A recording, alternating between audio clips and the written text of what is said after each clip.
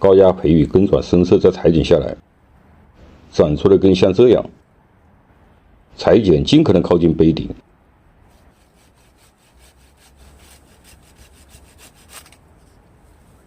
高压截留后容易在杯底逼出芽，剪掉后枝条会很快的长出来，这样为后续的树状培育创造了条件。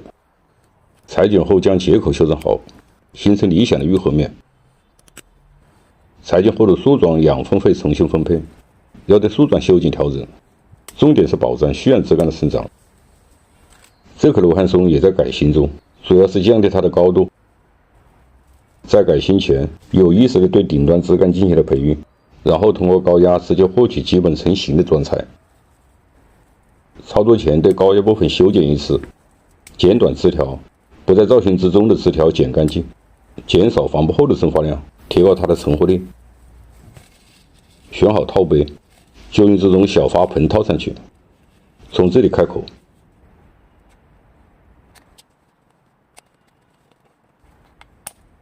树干从洞中穿过去。高压防波开口的长度一般在3至6公分。防波口上端尽量的靠近节点，因为节点部分的养分集中，容易长根。深度达木质部分，剥离干净，不留皮层连接，最好是一次性剥离。形成层清除干净是高压成败的关键。开孔与树干的粗度基本相当，太大的机子会流出来。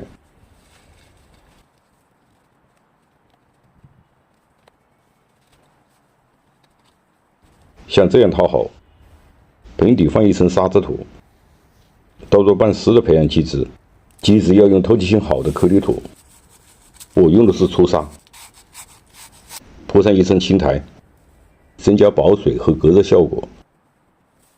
用塑料膜把盆口封好，做好后在中间扎个洞，主要是透气和补水。像这样固定好，才不会影响根系的生长。这个季节高压后半个月不用浇水。高压培育的主要目的是加快装材的成型。像这种多干粗枝、盆景中过渡比较好的多肉枝干等等一些在培育中难得到的，或者培育时间比较长，通过高压培育可以轻松获取。把剩下的形成层刮干净，套上透明的培养杯。用这种杯可以直接观察基质的干湿和根系生长情况，而且须根长出来后，在见光状态下生长会更快。粗砂是干的，榆树防波后放1至2天再浇水。榆树高压在这个季节一般1个月左右就会长根，不要着急把它裁剪下来，长根后可在高压过程中对它进行定型培育。盆景的大部分树种可以进行高压培育，主要分杂木和松树2类。